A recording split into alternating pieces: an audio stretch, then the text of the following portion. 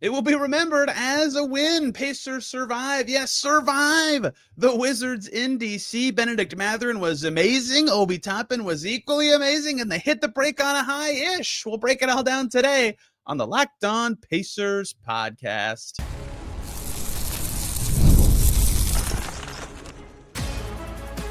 You are Locked On Pacers, your daily Indiana Pacers podcast, part of the Locked On Podcast Network, your team every day. What up, y'all? Happy Thursday, and welcome into another edition of the Locked On Pacers podcast, where we, of course, talk about the Indiana Pacers. As always, my name's Tony East. I cover the team for Forbes, and today, what are we talking about? Woo-wee! What a crazy game the Pacers just played in DC. They survived the Wizards, and that's apt to say, given how well that Washington team shot the ball from deep. My Lord, they could not be cooled off, but they get it done in overtime. They played a terrible first 30 minutes. It looked like they were about to be on a 3-game losing streak heading into the break, and here comes the bench. Bennedict Mathurin was tremendous. Obi Toppin was sensational. They were both huge in every way, scoring the ball as the Pacers stopped, as Toppin put it, BSing. An ugly, ugly game that they got out of. What a weird month they've had. February. Have the Pacers played a good game in February? They played okay against the Hawks. That was probably their best one. Their biggest deficit that game was 6. The next 6 games, they've trailed by 15 plus, I believe, in every single one. Utah, Portland, both LA games, New York, and Washington. They've been down 15 plus in all those. Somehow, 3-3 in that stretch. Somehow they're 4-3 this month. Crazy game in Washington. 134-130, the final score. Pacers win in overtime. I very rarely say the score on these because if you're watching, you're usually interested. You already looked it up or something. The reason I've had to so much this month is a lot of people probably have turned off a lot of their recent games, and for good reason. Maybe you should stop if they're coming back this much. And maybe this is what the NBA is, which is why the Pacers give up a lot of leads. Regardless, this game was nuts. They were down 13 at halftime. The Pacers were 47-60. The Wizards were shooting very well. The Pacers were not doing anything in particular well in this game at that point. There are 47 points in the offensive end. It felt like they couldn't get anything going in the paint. They were shooting just kind of okay. They weren't really cleaning up on the offensive glass. And it finally happened. The last game before the break and the last game before he heads to All-Star, Pascal Siakam was not very good. He was not making stuff. He had great advantages. The Pacers clearly liked the matchups he was getting. He was getting the early seals in transition on smaller guys, but it wasn't leading to made shots. This was his second worst shooting percentage in a game the entire season, just the 5th time he's been below 40% in a game. Haliburton was just kind of pedestrian in the first half. They couldn't get a stop at all. This looked over. The Wizards were on fire from deep, 50%. Kispert couldn't miss. Guys that aren't as good as shooters also couldn't miss. I'm doing a lot of scene setting to talk about Obi Toppin. He saved the day. Third quarter starts. Pacers down 13. This one could get ugly. The Wizards lead gets as high as 19 in the third quarter of this game. That's where it peaked. In the first half, I believe it got to 16. Obi Toppin comes into this game in the third quarter. And again, he said after the game that Carlisle had them watch film at halftime and showed them some of the stuff that he described as BS. There's 8 minutes and 27 seconds to go, and Toppin comes in the game. The Pacers are down 16 at that moment. Not very long later, they're down by 18 after a turnaround hook shot by Alex Sarr. And the Pacers make a bunch of subs. In comes Mathurin, and in comes Ben Shepherd. And a reminder, they're down 18 points. With 7 minutes and 4 seconds to go, Obi Toppin, who has 11 points in the first half, by the way. The first half, he was the Pacers' leading scorer. He played a complete game, but it wasn't awesome. His defense was not great. He was amazing in the second half, and it starts right here. 7 minutes, 4 seconds to go. Obi Toppin on a pass from Tyrese Haliburton hits a 3. Now, as I continue describing this Obi Toppin sequence, I want to tell you that the Pacers' defense was awful still in this third quarter. The Wizards scored 37 points in the third quarter, their highest of the game. But it was Obi Toppin for the next 3 minutes and 8 seconds of NBA basketball. It was Obi Toppin versus the Wizards. Obi Toppin for 3. 15-point game with 7 minutes to go. Jordan Poole answers with some free throws. Bub Carrington on steals it from Ben Mathurin and scores. Obi Toppin for 3 again. 16-point game. Toppin has 17 now. Pacers get a stop. Johnny Furphy blocks a shot. Furphy, big energy minutes. He had to play and it mattered. Ben Mathurin gets a hook shot. Jordan Poole scores again because the Pacers couldn't stop him. Obi Toppin for 3 again. His third 3 in a minute and a half. He's up to 20 points at that point. Pacers get a stop, and Toppin misses a three, but they get another stop before Keontae George hits a three. Excuse me, I just said the wrong name. Keyshawn George hits a three. And then Obi Toppin answers with a finger roll, drives right past Alex Sarr. Then Alex Sarr misses. Toppin gets the board on the other end, drives right past Alex Sarr again. Bucket, layup. He had 24. 13 points for Obi Toppin. 3 threes, 2 drives, where he turned the game on its head. They went from down 18, and it got to 19. In the middle of that stretch was the Pacers' biggest deficit of the game after the Mathurin turnover leading to a Bub Carrington layup. It was 59-78. I truly thought it was over. The Pacers were having trouble on offense and could not stop the Wizards. The Wizards' 29th rated defense gave them fits, and their offense is, I guess, a little more capable, but wasn't great. Toppin saved the day. They were down 12 when his flurry ended. Maybe, I'd have to look this up. He's had a 40-point game in the NBA. It's not like Obi Toppin is some joke of a score, but I don't remember him having a better 3 minutes and 8 seconds. I mean, those 13 points were huge. The Pacers were toast if it wasn't for that stretch. If he had even 6 points in that stretch, they'd have been down by 20 right then. And that set up a Ben Mathurin flurry late, and we'll talk about Ben Mathurin in the second segment because he was also exceptional in this game. But Toppin scores again later to get it to 10. 10 with 2:25 to go in the quarter. That got him to 28 points. A couple reasons that mattered. One, if you're the Pacers, you just had that comeback against the Jazz in the final 6 minutes where you were down 11. You just had your crazy comeback against the Clippers. You just gotta they were playing bad. They don't deserve credit for anything but Toppin in this quarter. But just to have a moment where you feel like you have a chance was huge. Like they didn't give themselves a chance to quit, and Toppin made that possible. The other reason that I specifically am singling out this moment is because Toppin hit a free throw with 2:25 to go in the third quarter, which got him 28. That was his Pacers high in scoring, with still what ended up being 19 more minutes to go in the game. 28 was his high with the Pacers. Unbelievable stretch. I mean, they needed everything they could get from him for those moments to even have a chance. And the Wizards kept scoring the rest of the quarter. So did Ben Mathurin. Again, we'll talk about Ben Mathurin in the second segment. He was also awesome. But there's no way the Pacers have a chance to do what they did in the fourth quarter, which was slowly but surely creep back into it. And Toppin didn't even score in the fourth. Lots of other guys stepped up. It's not that Toppin didn't shoot or missed a bunch or anything.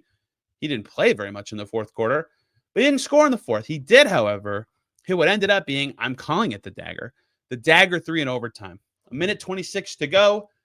He gets a rebound. They get down to the other end, and Drew Nembhard finds him for a corner three that put the Pacers up 131-122. That's the dagger. Why? Because the Wizards never got to 131. They got to 130. 31 points for Obi Toppin in a game they barely won. Had they lost, it would have felt like such a waste for Toppin to be that exceptional on the offensive end. He was awesome.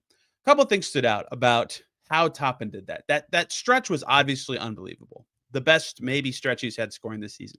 He made 6 of the Pacers' 16 threes.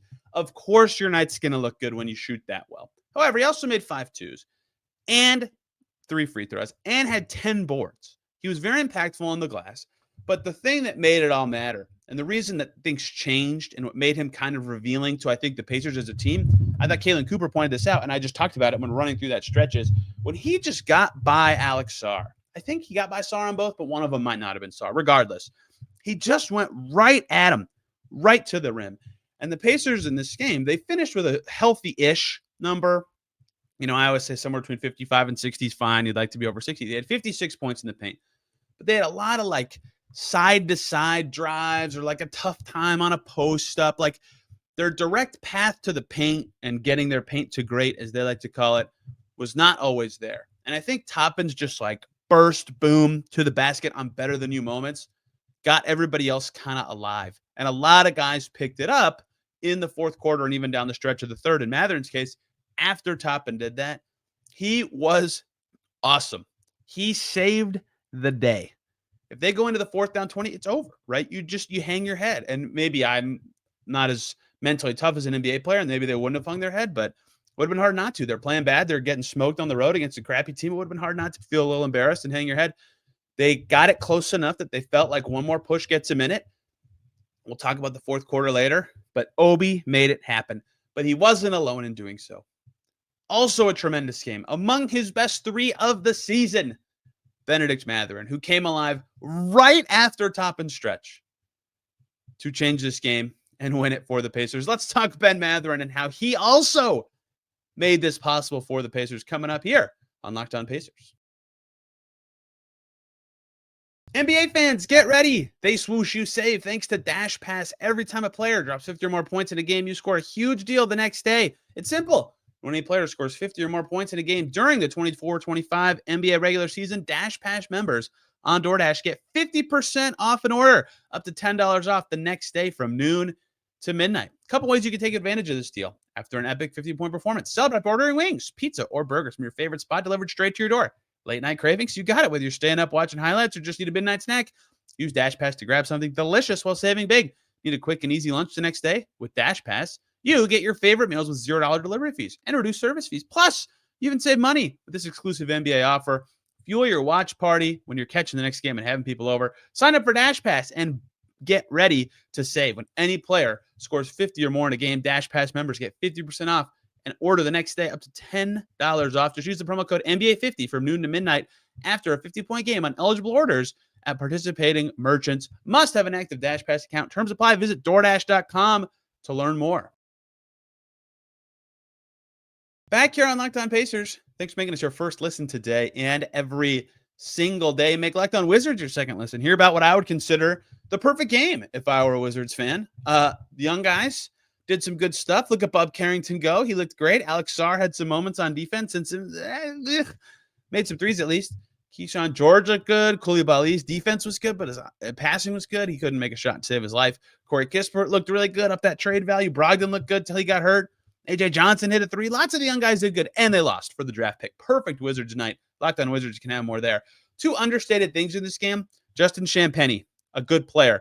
Malcolm Brogdon, a good player who crushes the Pacers very often. He had 12 and 6 in just 15 minutes. Both got hurt mid-game. Very, very big for the Pacers. It's remarkable that those had to go the Pacers' way for them to get this done. You know what else went the Pacers' way? Dominant play from Ben Mathurin for the final 19 minutes. A little less than that. Holy smokes, was he good. Holy smokes. I don't even really know how to describe this. So Obi Toppin just had the sequence and run that I just described. Pacers are dead if it's not for that Obi Toppin stretch.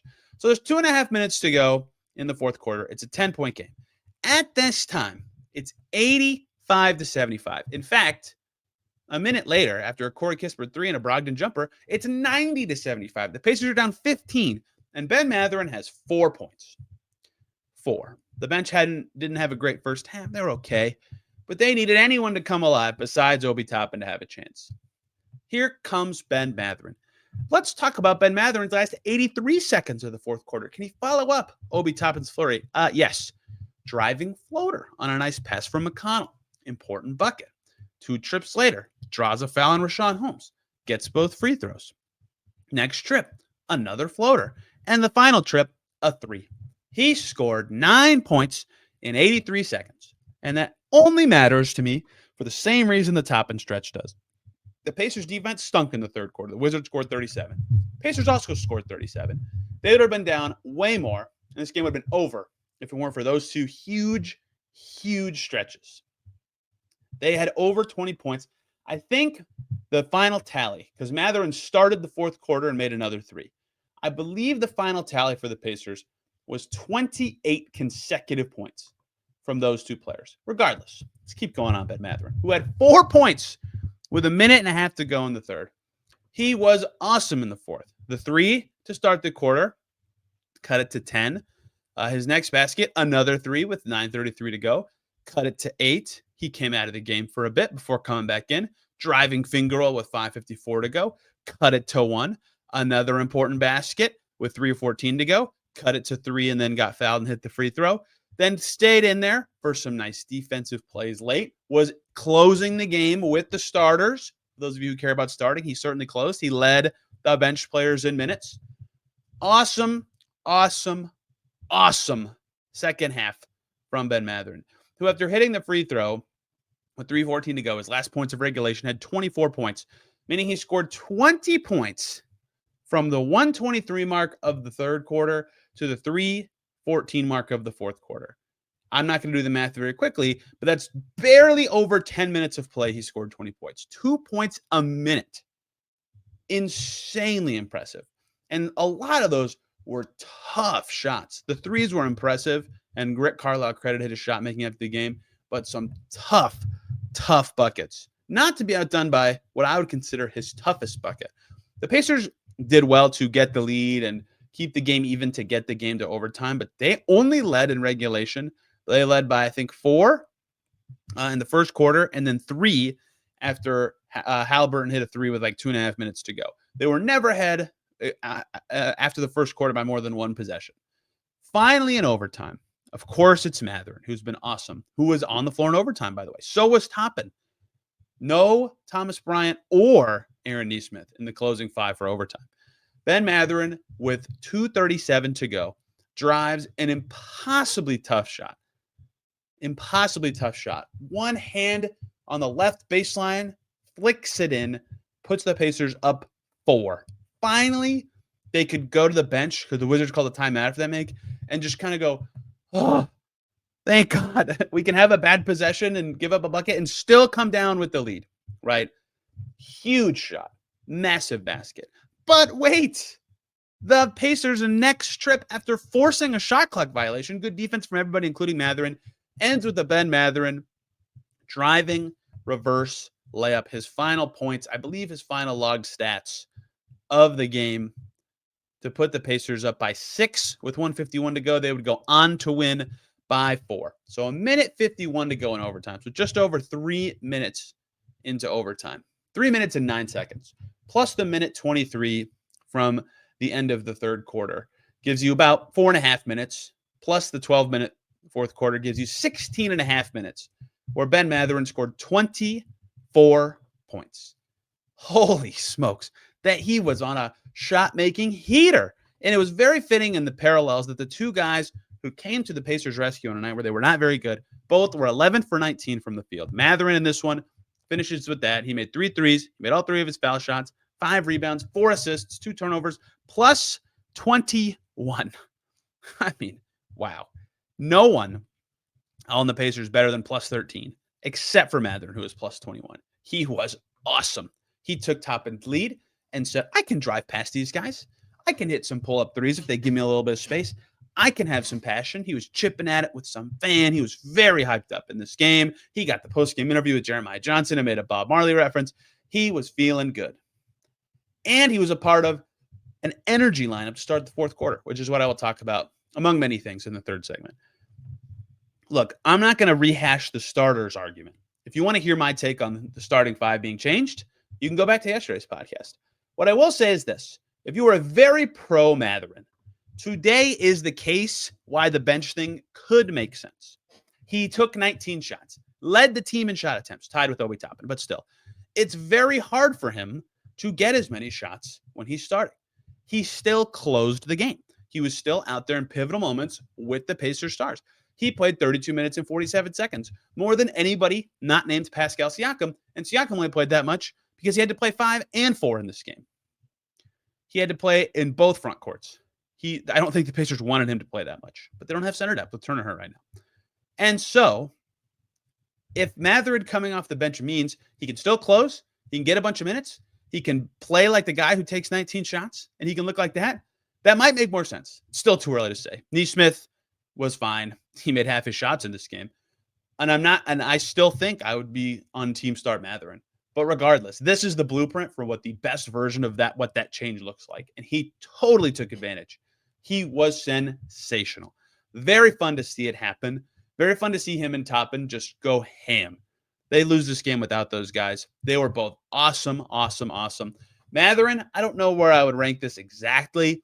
His best game of the season, still definitely that Knicks game when he had 38 and 8. And I think he was plus like 15 or something in a close win.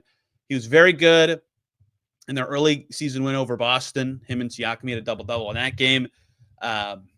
This might be in the number 3, depending on how you feel about the Boston game, but he had 11 boards that night. Definitely one of his best 3 games of the season. He's more comfortable playing in the middle of the lane right now. His passing looks a little better recently. His shot looked great. It's very easy to say he had a great game when he scored a lot, and especially when he scored a lot in not a lot of time. But in a game that could have just been dead for the Pacers, Mathurin had some good passes, some great finishes, and an overall excellent game. Sensational for him and Toppin. Sensational. When they give you almost 60, are you kidding? You better win. And it took a lot for the Pacers to win. A couple more small things to get to from this game. I made it seem like the Pacers played great. It was really just those two. To close out today's Locked On Pacers, Siakam's game, Haliburton's night, the lineup that changed things for the Pacers, the Furphy button, the Wizards shooting. So much more to get to close this one out. Before we do that, though, we need to talk about FanDuel. When the game tips off, the NBA action is just getting started. There's no better place to get in on it than FanDuel. They are America's #1 sportsbook. With FanDuel, you can place live bets throughout the game. So even if you missed the opening tip-off or want to bet on a fourth quarter comeback, you can stay in the action. And if you're looking for a bigger payout, you can even combine your live bets into a same-game parlay. So many things about FanDuel can be great. Their live betting feature keeps every moment of the game exciting. Whether you're backing your team for a late game rally or picking a player to hit a clutch three, you can never miss your chance. FanDuel makes it possible. Their app is easy to use. And when you win, you get paid instantly. That's as good as it gets right now. New FanDuel customers can get $150 in bonus bets if your first $5 bet wins. Just visit FanDuel.com to join today.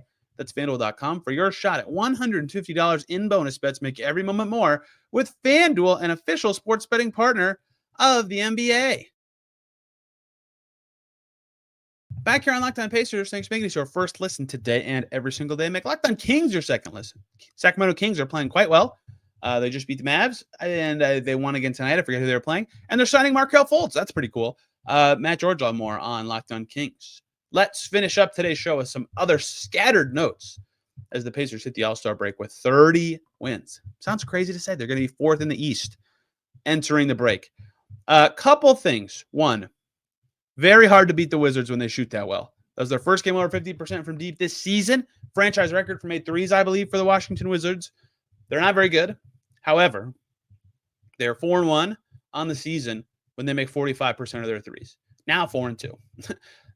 Surviving that level of shooting is hard against any level of competition, literally anyone. But they found a way to do it today. And it was thanks to, one, they did a good job protecting the paint, at least to some extent, 42 points in the paint for the Wizards. And two, they cleaned up their transition defense, which was terrible early. And three, of course, they got excellent games from Obi Toppin and Ben Mathurin. One thing I want to point out, a group that was really good in this game, really good.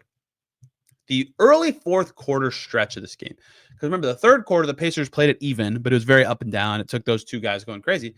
The early fourth, when the Pacers cut it down to 2, the group on the floor that changed the game, that actually went on a run that dented the lead and wasn't just the Pacers keeping up, was kind of unique. TJ McConnell, Ben Shepherd, Ben Mathurin, Pascal Siakam, and Thomas Bryant. So 2 starters in the front court. Siakam is usually on the floor in that stint, to be clear. But it was just weird because Bryant's usually a starter, but he's kind of a bench guy. And Mathurin's stint is now different. McConnell's been up and down. That group was awesome. They were all hustle, all energy, all the time. And they finally did something the Pacers could not do for the first 30 seconds of the game. They strung together some stops. They finally upped the defense enough to get going in the open floor to create themselves some easy chances. That group was great. Pretty much everybody in it played good in the fourth quarter. Again, Siakam had one of his worst games of the season, 31.3%, his second worst shooting percentage of the year, but he was good in that stretch. He still had 5 assists and 5 boards and was plus 11, despite having one of his worst efficiency nights of the year. Thomas Bryant, a starter again, 11 rebounds, 5 assists. 5 assists for Thomas Bryant. TJ McConnell had 9 assists in this game and 10 points. He was not efficient scoring the ball, but those passes, that energy was impressive. Ben Shepherd didn't shoot well and was still plus 13. He played great defense in this game. I thought he was maybe the best pool defender until clutch time when Nembhard was great on the floor. And, of course, Mathurin was terrific. That group, not the group I expected, but they played a wonderful game late. Speaking of wonderful, very short stretch. Not a lot happened. But the Pacers, who were not getting Nesmith played okay. Nembhard defense, but he was just okay. Right? Mathurin was exceptional, but they needed a different look on the wing in the second half after their bad first half. Rick Carlisle, in a game where Jarris Walker's hurting out, Myles Turner's hurting out, They needed something different. Goes to Johnny Furphy for 6.5 meaningful minutes of this game in the third quarter. And he was pretty good. Didn't shoot, but didn't turn it over, didn't mess up. 2 blocks and 2 rebounds, and they won his minutes by 4. To find an answer when they were desperate was impressive. And Furphy's best thing still is somehow his rebounding. It's his defense is ahead of his offense right now to me, and it was a very small thing. He doesn't get rotation minutes often, but he just, even though his shot's not there and his offensive game has a lot of development to do, all you can ask of a rookie second-round pick is to look like you belong on the NBA floor. And more often than not, he's done that, even though his season's kind of just been, rocky up and down, 19-year-old rookie stuff. But they needed him today, and he came through. The Stars had very odd games. I already mentioned Siakam's, second worst shooting percentage of the season. You can't crush him for that. He's an all-star. His consistency's been his thing. And, like I've said, this was only his 5th game of the year, under 40% from the floor. Tyrese Haliburton hit 2 huge threes in the fourth quarter. His only 2 makes in that quarter. He had 6 points in the fourth. His game was kind of goofy, but he did enough for the Pacers, hitting 3 threes in the second half. He had 11 of his 18 points in the second half. He came alive late when he really figured out where he could impact the game. In the end, he finishes with 20 points and 7 assists. So right about his averages for the season statistically, but he's got to play some better defense. His defense has not been good recently. The threes were nice. They needed it in this one. The Neesmith starting group didn't go great again. With no Myles Turner, I don't think the Pacers will call it an assessment, but the way Mathurin played and closed, I think that they're still evaluating what this could be and if this will be their permanent decision in this game. But a truly survival game for the Pacers. I mean, I had so many notes in this game that ended up exploding. Like in the first quarter, the Pacers played awful and they were right in it the whole time. And my notes were about, I've watched too much Wizards this year. The Wizards will have good possessions that just ended a missed 3. They don't have good shooters usually. And they have a lot of turnovers. They're a young team with young ball handlers. They had 16 turnovers in this game, right? It felt like eventually this game would settle out. Siakam kept getting his early steals. The Pacers were finding him. So much stuff that made it feel like eventually this game would get going for the Pacers, and it never did. It never did until it did for Toppin and Mathurin, because the Wizards made a bajillion threes, and the Pacers could not get going on the glass, and Brogdon was killing them, and Kispert made his first 6 shots. It was 15-14 bench points at one point, where Kispert had the 15 bench points for the Wizards, and all 14 bench points for the Pacers were scattered. I mean, it was just such a weird, gross game where the Pacers couldn't get stops, and they couldn't finish at the rim for a while, and Pascal couldn't make stuff. And they at halftime of this game, both teams were better on threes than twos. Like, it was just the weirdest game, and the Pacers were playing like absolute crap until I have all these notes in a row. Obi Toppin 3 is the only good thing. Obi Toppin is saving the game. Incredible Toppin quarter. Holy cow, Ben Mathurin's doing great. Great start to the fourth quarter. Ben Mathurin in the energy lineup. They got it to 6 when the Wizards went cold. All this in a row was 2 players who totally turned the game around. And I thought the Pacers might blow it. They got a lead and then gave it away. They were down 5 late, but they found a way to fight through that run again. I don't know how they got this game to overtime. I don't know how this game was even a 19-point deficit. I can't say this anymore because playing bad against the Wizards is playing bad. But good teams find ways to win on nights they play bad. Pacers found a way to win for the 4th time this month on a night where they didn't play particularly well. Man, what a goofy game. And the Pacers are 30-23. And they enter the All-Star break in home court in the Eastern Conference. Tomorrow, Jimmy Cook is going to join us to talk about the Pacers and how they're playing. Are these comebacks good? Are they discouraging because they're falling behind? What to make of the starting lineup change? He's a big Ben Mathurin fan, so it'll be fun to talk to him about that. And just general air quotes, because it's the All-Star break, halfway point assessments of the Pacers.